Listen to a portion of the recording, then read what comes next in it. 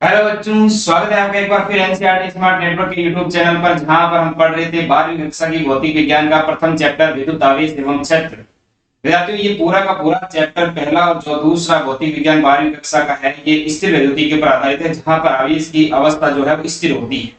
और स्थिर अवस्था में जब आवेश कहीं पड़ा रहता है तो वो अपने आसपास में विद्युत क्षेत्र उत्पन्न करता है। विद्यार्थी, तो हमने यहाँ पर विद्युत आवेश और क्षेत्र के बारे में अध्ययन कर लिया था। चैप्टर हमारा कंप्लीट हो गया था और आज हम कुछ न्यूमेरिकल प्रॉब्लम सॉल्व करने वाले हैं। तो इस आपके एनसीईआरटी बुक के कुछ न्यूमेरिकल्स तो हमने पहले एक वीडियो के अंदर किए थे और कुछ न्यूमेरिकल्स आज करेंगे और भी कुछ न्यूमेरिकल बचेंगे वो अगली क्लास में कर लेंगे। तो जो भी बोर्ड एग्जाम्स महत्वपूर्ण है या फिर जिसमें लॉजिक ठीक ठाक लगता है तो वो क्वेश्चन हम सारे के सारे आज पढ़ने वाले हैं। अगली क्लास में भी न्यूमेरिकल्स पढ़ने वाले हैं। ये सारे के सारे न्यूमेरिकल्स आपके एनसीईआरटी बुक से ही लिए गए हैं। चलिए मैं पहला क्वेश्चन आपके सामने लेके आता हूं, उससे पहले हम मोटिवेट हो जाते हैं। आज काफी दिन हो गए हैं। तो नींद और निंदा पर जो व्यक्ति विजय पा लेता है बच्चों, उसे आगे बढ़ने से कोई भी नहीं रोक सकता। सबसे बड़ी बात नींद और निंदा पर विजय पानी है। तो नींद पर तो आपको खुद को विजय पानी पानी है, निंदा पर भी विजय पानी इस तरीके से कि जो निंदा करते हैं उन लोगों से आप दूरी बना ले। बस आप अपने क्षेत्र में सबसे महत्वपूर्ण, सबसे ज्यादा मेहनत करते रहें, आगे बढ़ते रहें। चलिए क्वेश्चन की तरफ चलते हैं। जो हमारा पहला क्वेश्चन है वो आपकी स्क्रीन पर है, आपको दिख रहा होगा। ये आपकी एनसीईआरटी बुक का 1.7 उदाहरण है। ये कह रहा है कि चित्र 1.10 में दर्शाए अनुसार किसी संभव त्रिभुज के शीर्ष पर, दिख रहा होगा मेरे ख्याल से, थोड़ा सा नीचे कर दो, शायद हो सकता है ऊपर का स्क्रीन नहीं आए तो। 1.10 में दर्शाए अनुसार किसी समबाहु त्रिभुज के शीर्षों पर, देखिए पहले इनकी बातों को गौर करते जाना। ये कह रहा है 1.10 में आ जाइए, कहां आ जाइए 1.10। तो ये 1.10 आपका डायग्राम है जो किताब ने बना रखा है। फिर कह रहे हैं कि समबाहु त्रिभुज है। कैसा त्रिभुज है? समबाहु त्रिभुज। इसका मतलब इसकी तीनों भुजाएं जो है वो समान है, और तीनों भुजाएं समान है तो इसके तीनों एंगल भी कैसे हो जाएंगे? समान हो जाएंगे। के शीर्षों पर स्थित आवेशों का मान जो है वो Q, Q और माइनस Q है। दो आवेश, दो शीर्षों पर तो समान आवेश है Q और Q। तीसरे आवेश पर, तीसरे बिंदु पर या तीसरे शीर्ष पर भी आवेश का परिमाण तो Q ही है, परंतु ऋणात्मक आवेश है, माइनस Q है बच्चों। इन पर विचार करना है, चलो कर लेते हैं। प्रत्येक आवेश पर कितना बल लग रहा है ये भी हमें ज्ञात करना। क्या करना है? प्रत्येक आवेश पर कितना बल लग रहा है ये भी ज्ञात करना। देखो एक सुविधा तो किताब वाले ने कर दी कि आपके डायग्राम बना दिया, दूरियां दे दी, संभव त्रिभुज कह दिया, और ये जो बल है वो किस किस तरीके से लग रहा है वो भी इन्होंने दिखा दिए। परिणामी बल कहां लग रहा है वो भी इन्होंने दिखा दिए। तो अब सोल्व करते हैं हम। देखो ये जो बिंदु, पहले हम ये लेके चलते हैं आवेश Q। कौन सा आवेश लेके चलते हैं? ये बिंदु A पर जो आवेश है अपना Q, इसको लेके चलते हैं।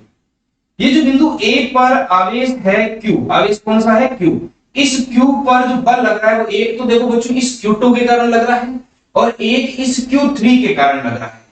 तो देखो Q2 प्लस है और ये भी धनावेश है। ये दोनों ही Q1 और Q2 कैसे है? धनावेश। तो इस Q2 के कारण इस Q1 पर बल इससे दूर क्यों लगेगा? प्रतिकर्षण लगेगा। प्रतिकर्षण लगेगा तो ये हो गया हमारा F12। ठीक है, F12 1 पर 2 के द्वारा लगाया गया। और इस F3 के कारण, सॉरी Q3 के कारण जो बल लगेगा वो इसकी ओर लगेगा क्योंकि ऋणावेश है, तो दोनों में आकर्षण बल लगेगा। तो ये हो गया आपका F13 जो दिया हुआ है ऑलरेडी। 13 का मतलब 1 पर 3 आवेश के कारण लगने वाला बल, तीसरे आवेश के कारण लगने वाला बल। और इन दोनों का जो परिणामी है बच्चों वो हो गया आपका F1। अब देखो इनको हम सोल्व कर लेते हैं। कहां से करेंगे?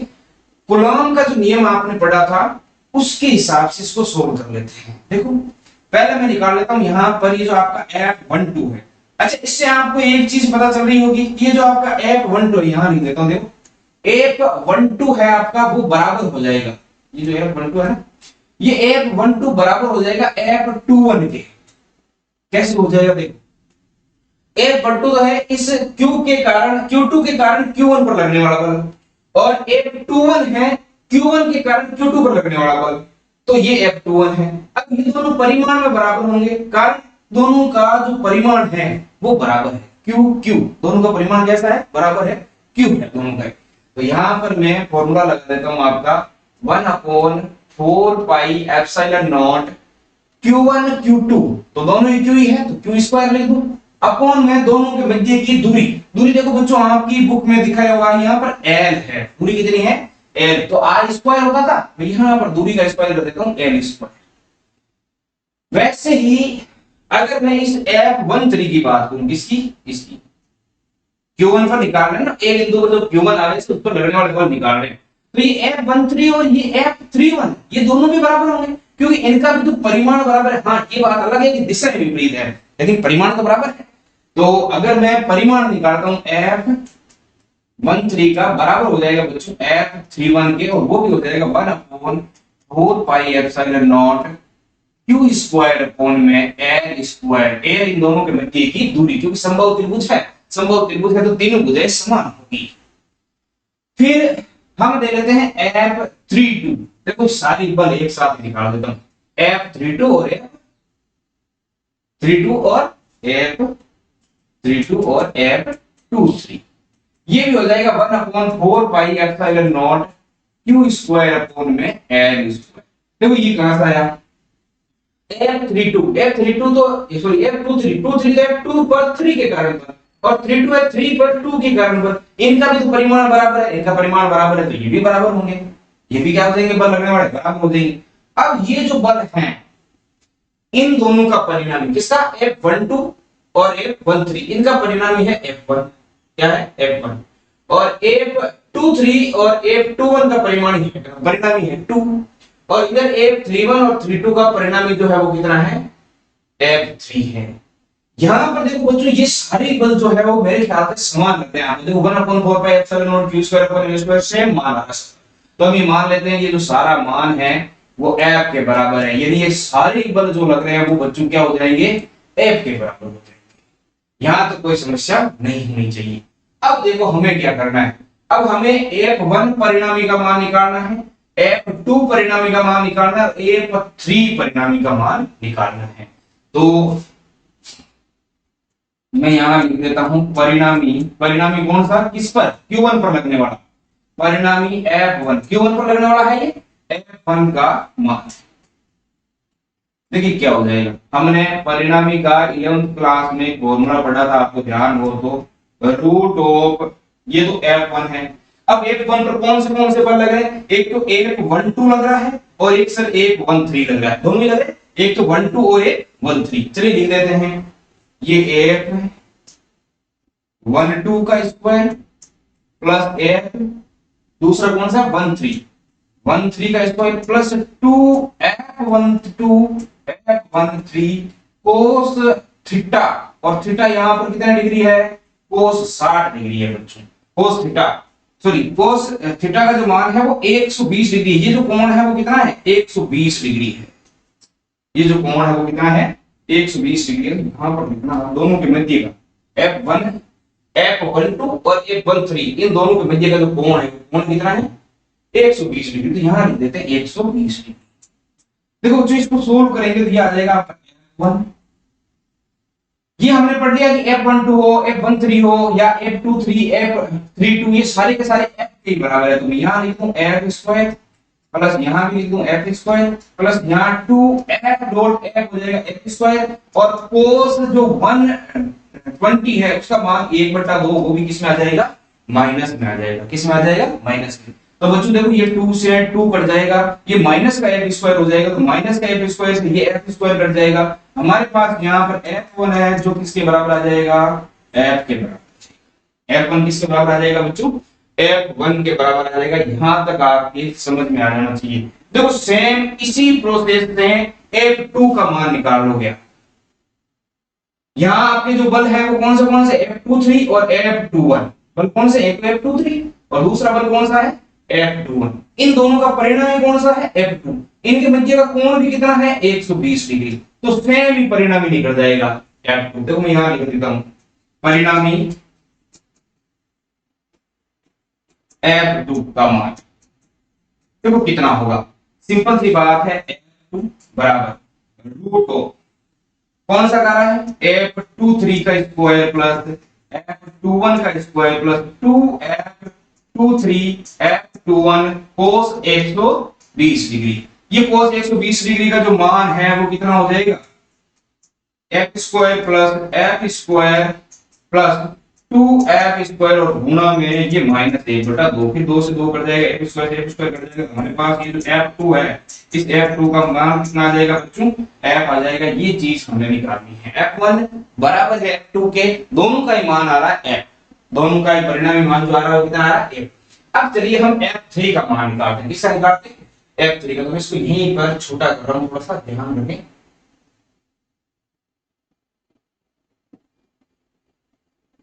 चलिए देखो f3 का क्या मान आ रहा है, ध्यान कर रहा, ताकि हम आसानी से समझ में आ जाएगा। देखो f3 में वही फॉर्मूला लगाना बच्चों, देखो क्या हो जाएगा, f3 यहां पर एक तो f31 f32, तो f31 का स्क्वायर प्लस f32 का स्क्वायर प्लस 2f31 f32, ये दो भी पता है, इन दोनों का ही परिणामी है। और कोस थीटा, अब देखिए बच्चों यहां पर थीटा का मान 60 डिग्री होगा, क्योंकि यहां पर परिणामी हम ये ले रहे हैं, ये बात। देखिए इसका आपके क्लोन बना लेता हूं, हम यहां पर पूरा याद रखें, पूरा याद। चलो मैं इसको यहां ले लगा, आपको समझ आ गई, दिख रहा है आपको, डायग्राम देखना है। देखो ये वाला कौन की बात कर रहे हैं, ये f31 और 32, f31 और 32 इन दोनों का तो परिणामी है f3, तो इनके मध्य का कोण देखो बच्चों, इन दोनों के मध्य का कोण कितना डिग्री है, 60 डिग्री। कितना डिग्री है, 60 डिग्री है। तो यहां पर जो कोस का मान है बच्चों को कितना आ जाएगा, 60 आ जाएगा। समझ गए बात को, हम इसको अपने इसकी जगह ही ले जाके रख दूं, यही रख दिया, ओके।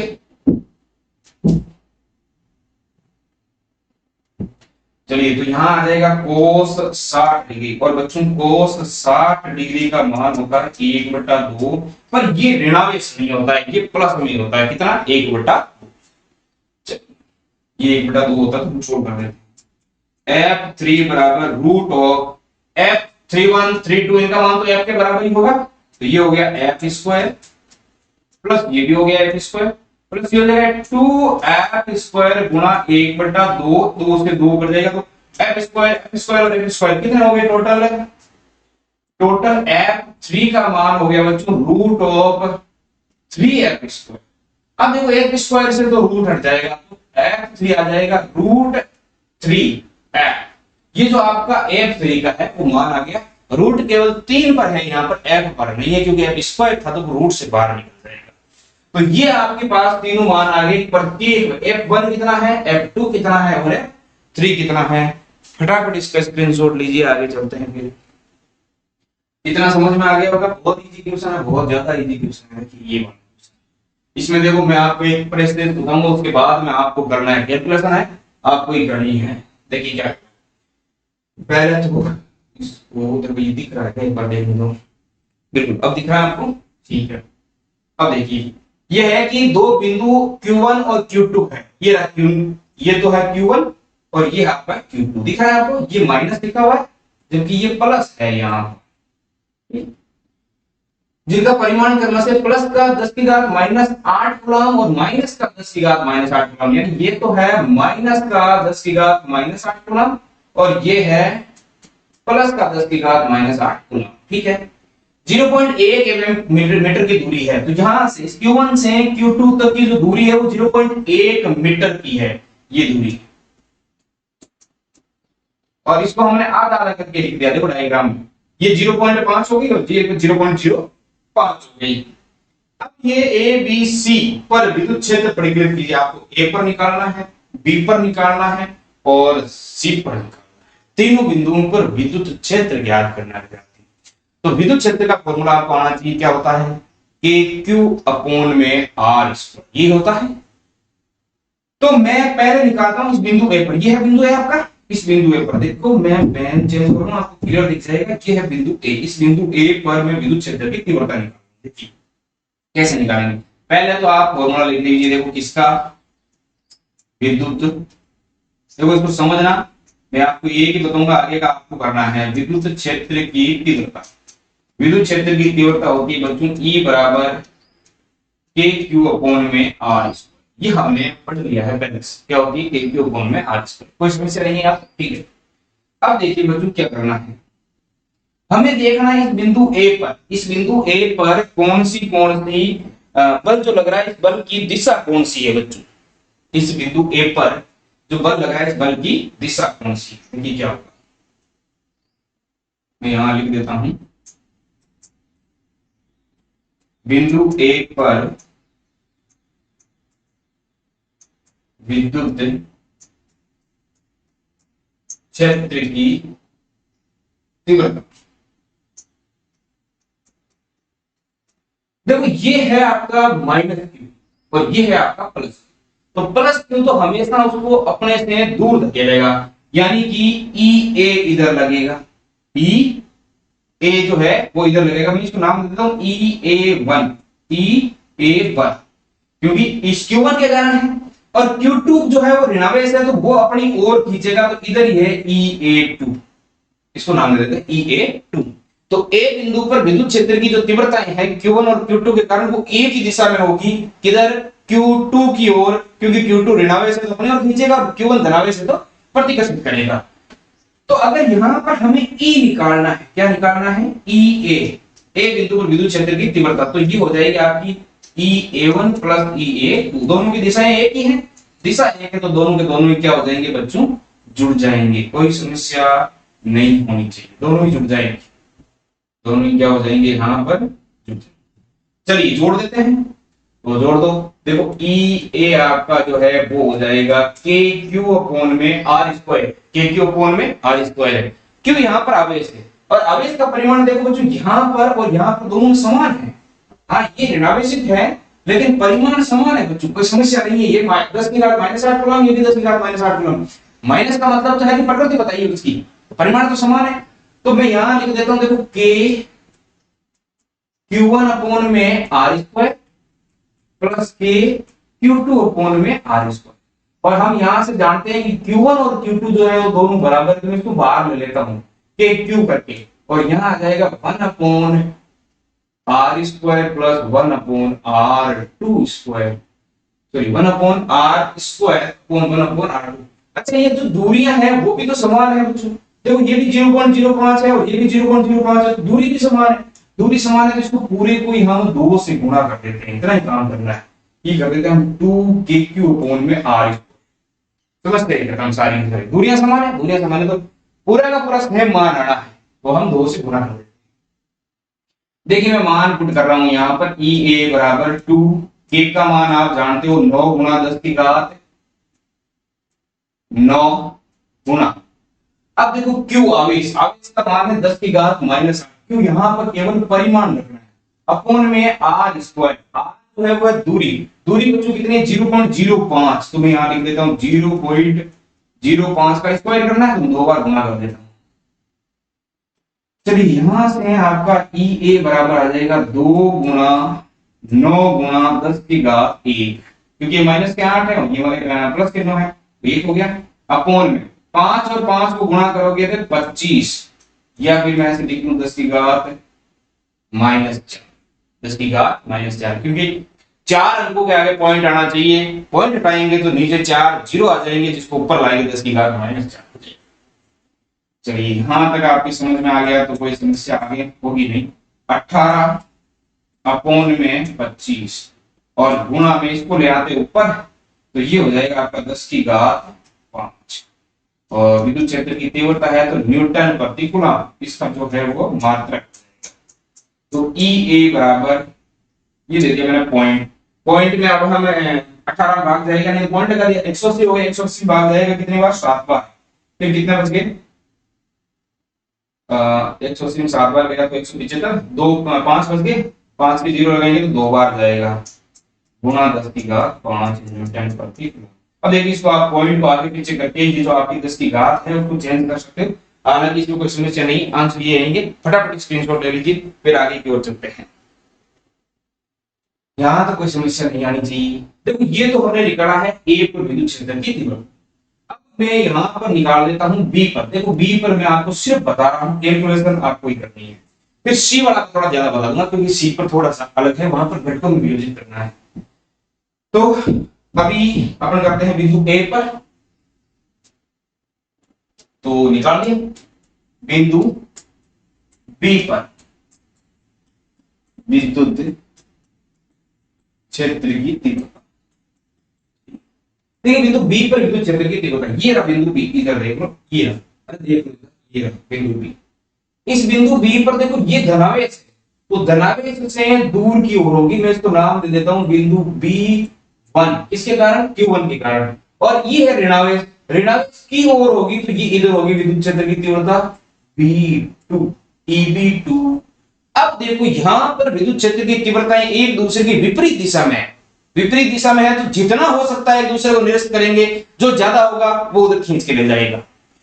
तो हमें यहां पर क्या करना है, घटाना है। तो देखिए बच्चों EB जो है वो हो जाएगा आपका EB1 माइनस EB2।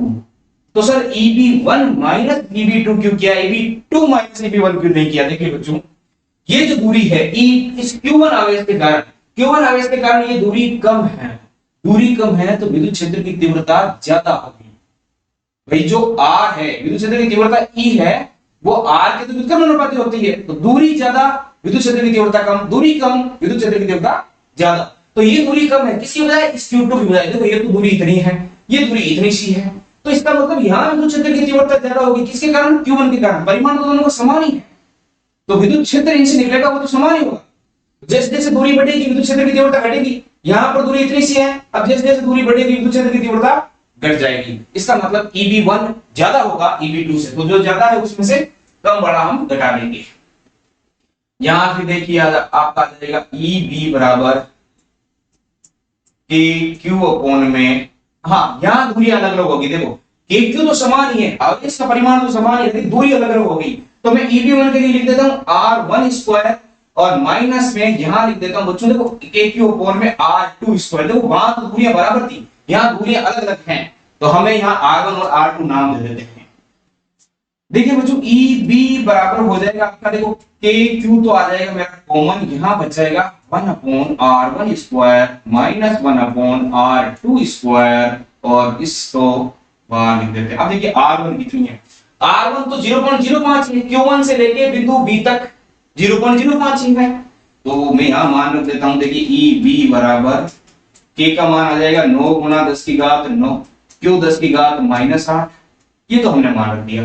तो ये 1 अपॉन 0.05 का स्क्वायर और माइनस में 1 अपॉन R2 कितने में, देखो जो R2 हो गई Q2 से B तक की दूरी, तो यहां से चला 0.05, फिर 0.05, फिर 0.05, तो टोटल कितनी हो गई, ये 0.1, तो ये हो गई 0.15, टोटल कितनी हो जाएगी 0.15, तो यहां हो जाएगा 0.15 का स्क्वायर। अब इसको आपको खुद को कैलकुलेट करना है, यहां से आपका बिंदु बी पर विद्युत क्षेत्र की तीव्रता निकल जाएगी, कैलकुलेशन आपको खुद को करनी है। फिर मैं सी बिंदु की बात कर लेता हूं।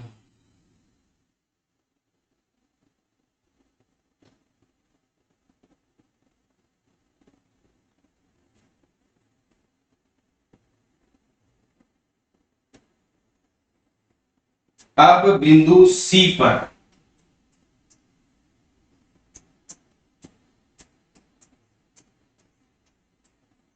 विद्युत क्षेत्र की तीव्रता, बिंदु सी पर विद्युत क्षेत्र की तीव्रता क्या हुई आगे देख रहे। देखो पहले मैं इसको इधर ले आता हूं, आप इसको समझ लेते हैं, समझे, इसको आराम से समझो, फिर इसको अपनी जगह पर वापस पहुंचा देंगे। देखो ये जो Q1 आवेश, इस Q1 आवेश के कारण बिंदु C पर विद्युत क्षेत्र की तीव्रता को इसने दिखा दिया I1C से। ये Q2 आवेश ऋणावेश है, तो यहाँ पर बिंदु इसके ऊपर विद्युत क्षेत्र की तीव्रता इसकी दिशा में हो जाएगी ऋणावेश की ओर, जबकि धनावेश से दूर होती है, तो ये E2C हो गया। और इन दोनों का जो परिणामी है बच्चों वो EC है, दोनों का परिणामी कितना है EC है।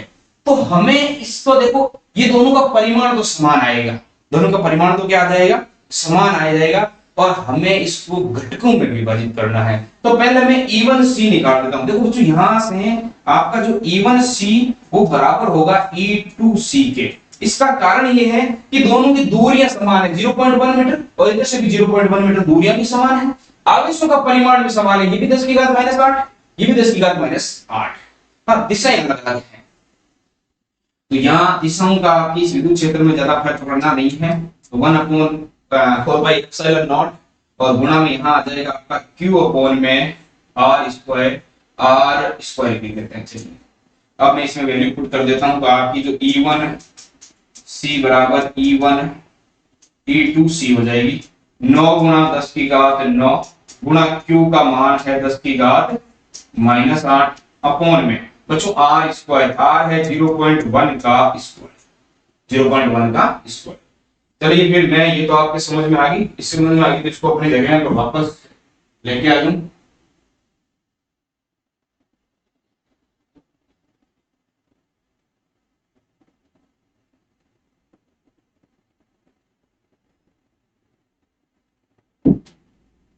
आ गया, ऊपर नीचे हो गया होगा, आपको समझ में आ रहा है, पहले से कोई दिक्कत नहीं है, मान वही है। चलिए इसको सोल्व करते हैं। देखो ये आ जाएगा आपका 9 गुणा 10 की घात 1 अपॉन में ये 0.1 गुणा 0.1 करेंगे तो क्या हो जाएगा 0.01, या फिर मैं इसको ऐसे लिख दूं 1 गुणा 10 की घात 2, ऐसे भी इसको लिख सकते हैं।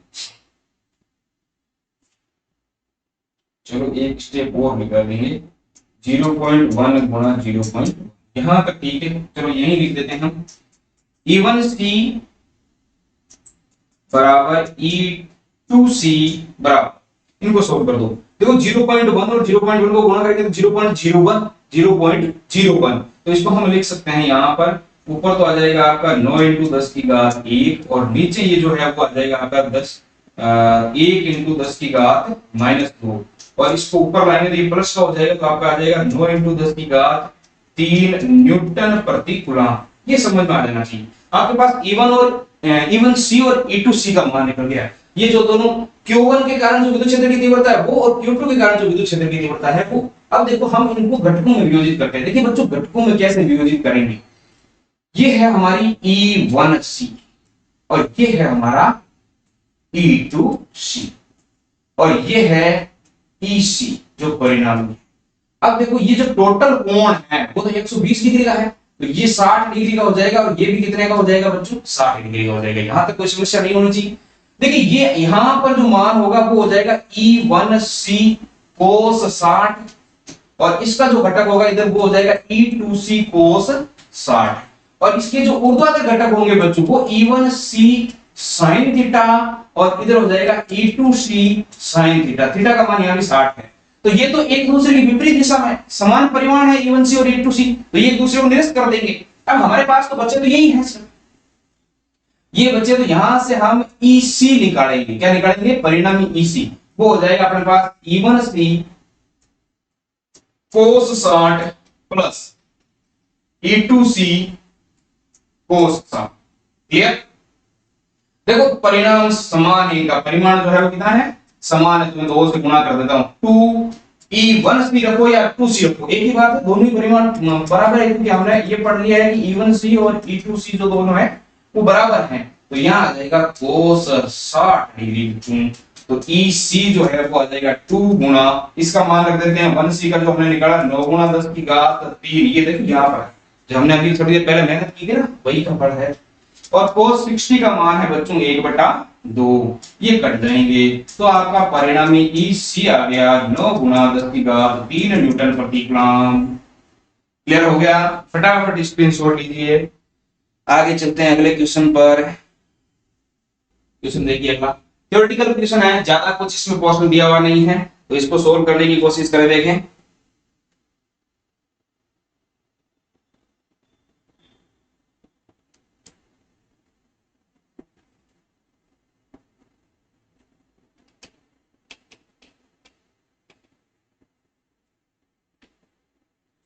किसी वस्तु का विद्युत आवेश क्वांटीकृत है, इस प्रकथन से क्या तात्पर्य है।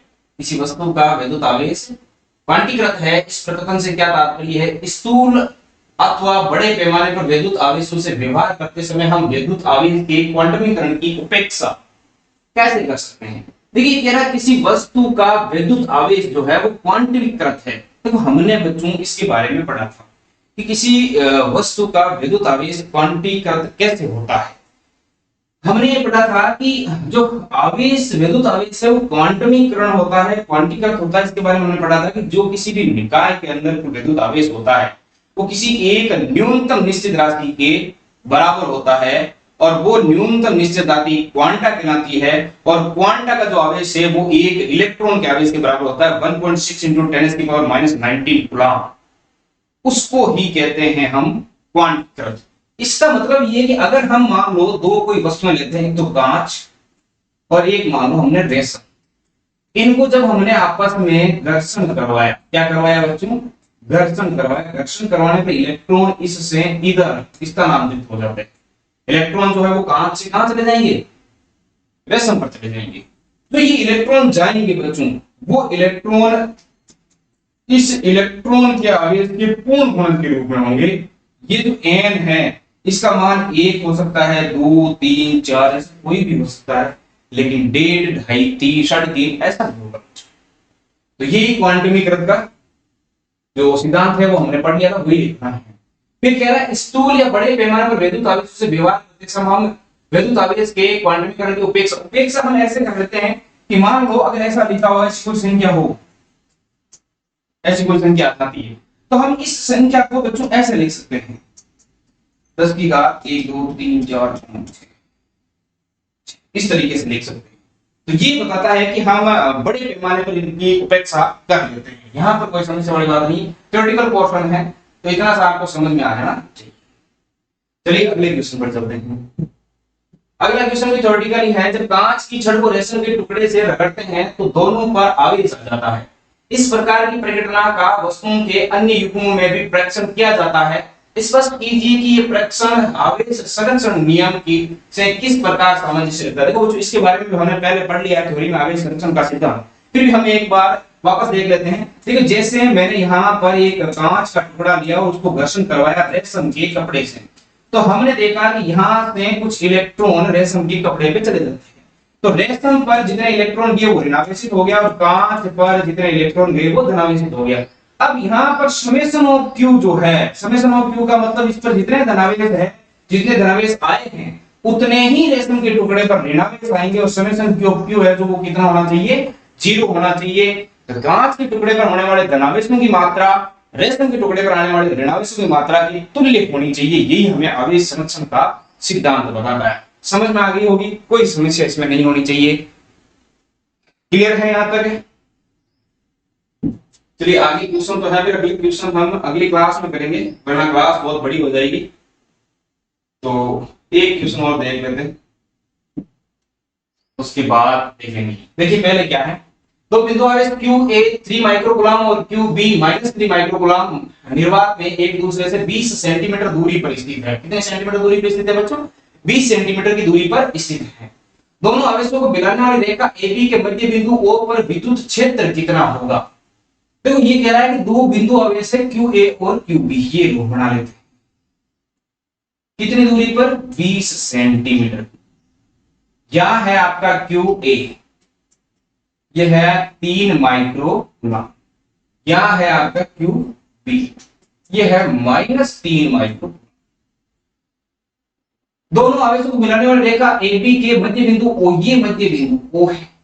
इस O पर हमें विद्युत क्षेत्र निकालना है पहले क्वेश्चन में। तो मैं यहां पर पहला ही सॉल्व कर लेता हूं, जिसमें आपको QA दे रखा है। देखो मैं लिख देता हूं, Q है 3 माइक्रोकूलम, जिसको हम लिख सकते हैं 3 × 10⁻⁻6 कूलम। और QB जो आपका है वो है 3 माइक्रोकूलम, माइनस का तो -3 × 10⁻⁻6 कूलम। ये हो गया QB का मान। अब हमें यहां पर क्या करना है, दोनों के मध्य की दूरी 20 है। इस दूरी को तो आप रखी दो, कोई जरूरत नहीं पड़ेगी। हम यहां बिंदु इस O पर, तो बिंदु O क्या है, मध्य बिंदु है, पर विद्युत क्षेत्र की तीव्रता निकाल देते हैं। ये तो आप कर लोगे मेरे ख्याल से। चलिए निकाल लेते हैं। देखो ये जो QA है इसके कारण इस पर विद्युत क्षेत्र की तीव्रता ऐसे होगी EA, ठीक है। QB है इसके कारण भी इस पर विद्युत क्षेत्र की तीव्रता इधर ही होगी क्योंकि ये ऋणावेश है, तो ऋणावेश इसको अपनी ओर खींचे। तो कुल मिलाकर जो बिंदु O है उस पर विद्युत क्षेत्र की तीव्रता EO जो है वो मैं ऐसे लिख दूं कि EA प्लस EB होगी, EA प्लस EB हो जाएगी बच्चों। अब देखिए EA का मान Q गुना R स्क्वायर, EB का मान Q गुना R स्क्वायर। Q यहाँ पर दोनों का बराबर है, R यहाँ पर दोनों का बराबर है, क्योंकि ये भी तो 10 सेंटीमीटर होगी और ये भी तो 10 सेंटीमीटर होगी। तो मैं यहाँ पर लिख देता हूँ जो EO है वो बिंदु पर विद्युत क्षेत्र की तीव्रता है वो हो जाएगी 2KQ अपॉन में R स्क्वायर। भाई दोनों जुड़ी जाएगी। चलिए मैं एक बार एक स्टेप बढ़ा के लिख देता हूँ। ये तो हो गया 2KQ1 upon R1 square plus KQ2 upon R2 square. देखिए बच्चों Q1 और Q2 दोनों परिमाण में बराबर है। ये माइनस का 3 माइक्रोकूलम है, ये प्लस का 3 माइक्रोकूलम है। फर्क सिर्फ दिशा का है। R1 और R2 का स्क्वायर दूरियां भी दोनों बराबर है 10 सेंटीमीटर 10 सेंटीमीटर। तो मैं इसको ऐसा लिख देता हूं E नॉट 2KQ अपॉन में R स्क्वायर। R1 और R2 दोनों R के बराबर हो जाएगी। तो आपके पास E नॉट हो जाएगा 2 गुना 9 इंटू 10 की पावर 9। Q है यहाँ पर 3 गुना 10 की घात माइनस 6 माइक्रोग्राम है अपॉन में R दूरी है 10 सेंटीमीटर, तो 10 गुना 10 की घात माइनस 2 मीटर और इसका स्क्वायर। इसका क्या करना है? स्क्वायर। कैलकुलेशन आपको करनी पड़ेगी, आप इसको कैलकुलेट कर लेना, आपका जो आंसर है वो आ जाएगा। अब देखिए अगला क्या है, यदि अच्छा अगला क्वेश्चन करने के लिए हमें इसका मान निकालना, चलिए कैलकुलेट करते हैं इसको। देखिए ये हो जाएगा आपका 2 गुना 10 9 गुना 3 को इधर ले आता हूं, ये तो है आपके 9 और ये है 6, तो ये हो जाएगा 10 की घात 3 अपॉन में 10 का हो जाएगा आपका 100 गुना 10 की घात माइनस 4।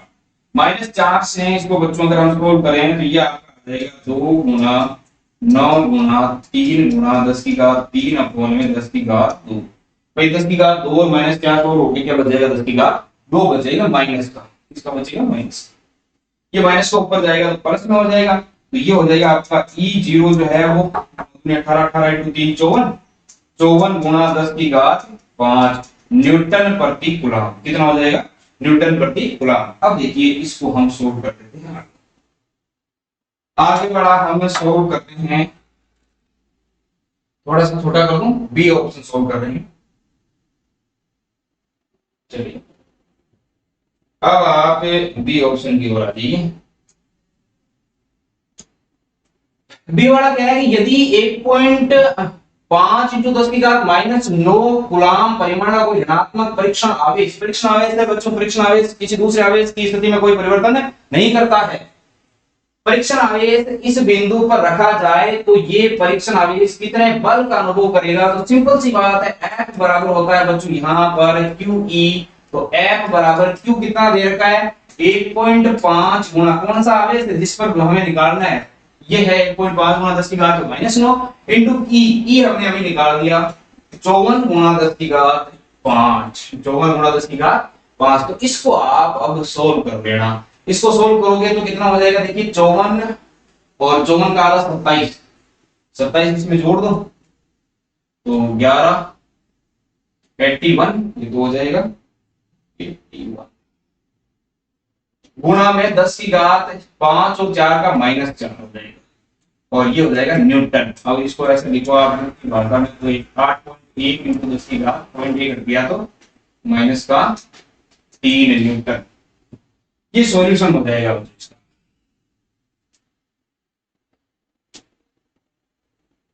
तो यहां तक आज क्वेश्चन कर लिए, बाकी के क्वेश्चन हम अगली क्लास में करने वाले हैं। धन्यवाद।